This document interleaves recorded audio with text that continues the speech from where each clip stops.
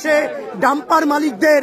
এই সাহস একেবারে সরকারি প্রত্যক্ষ মদত না থাকলে সম্ভব নয়। এই সাহস সরকারি স্তরে প্রত্যক্ষ মদত না থাকলে সম্ভব নয়। শনিবার সন্ধ্যে থেকে জলপাইগুড়ি জেলার মালবাজার শহরের বুকে সড়কে চলতে শুরু হয় বালিপাথর মাফিয়াদের দৌরাত্ম্য। শয়ে শয়ে ডাম্পার ছুটতে থাকে শহরের বুকে, আর এতেই পথ চলতি সাধারণ মানুষ এবং স্থানীয় ব্যবসায়ীরা প্রতিবাদে উত্তাল হয়ে ওঠে দুর্ঘটনার আশঙ্কায়। পথ অবরোধ করে শুরু হয় বিরোধিতা।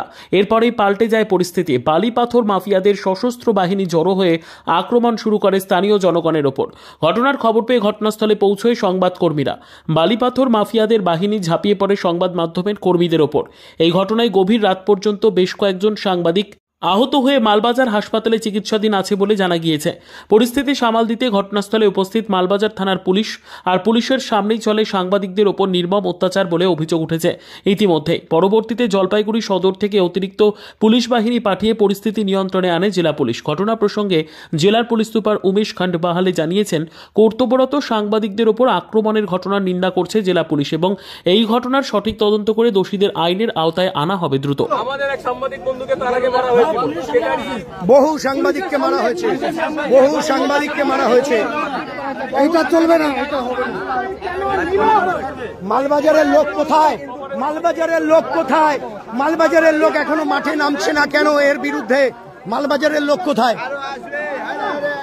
এখানে যেই পরিমাণ আজকের দিনে কঠিন পরিস্থিতি তৈরি হয়েছে তা কিন্তু এক কথায় একেবারে অন্য মাত্রা পেয়েছে। দুর্নীতির এবং গুন্ডামির এক চরম নিদর্শন এখানে আমরা দেখতে পেয়েছি।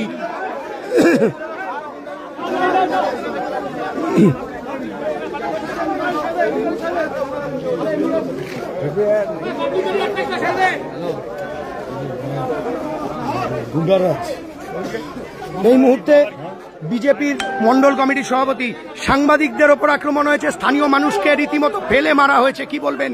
ট্রাক মালিকরা, দেখুন ঘটনাটা অনেকক্ষণ ধরে আপনাদের লাইভের মাধ্যমে দেখছিলাম।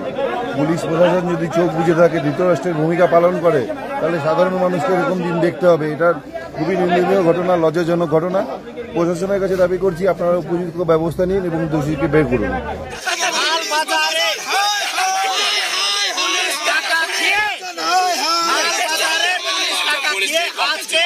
সাংবাদিকদের উপরে পুলিশ বন্দুক দেখাচ্ছে, পুলিশ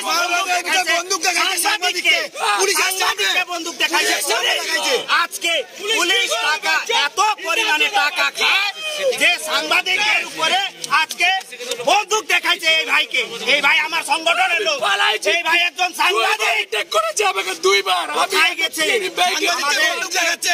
সেকেন্ড টাইম আমি ওখান থেকে ওকে মারতে গিয়ে আমি মার গেছে, আমাকে বাঁচাতে গিয়ে এই যে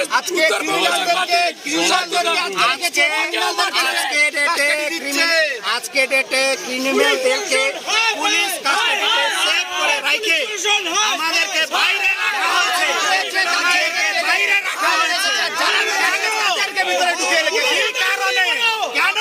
এটা আমরা কি করেছি?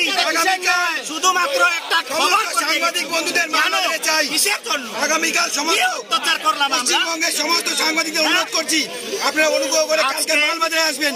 আজকে এই মালবাজারে থানার সামনে দাঁড়ায় আমি আপনাদেরকে অনুরোধ করছি, যত পশ্চিমবঙ্গের সাংবাদিকরা রয়েছে আমাদের উপরে গত অনেক দিন ধরে আমাদের উপরে অত্যাচার হচ্ছে, আজকে মারধর করা হয়েছে। ইভেন পুলিশ প্রশাসন নিজে একজন সাংবাদিকের উপরে বন্দুক টাঙায় ওকে হুমকি দিয়েছে, তুই যদি চুপ না করিস তোকে এখানে শুট করবে, এইভাবে বলেছে একজন ভাইকে।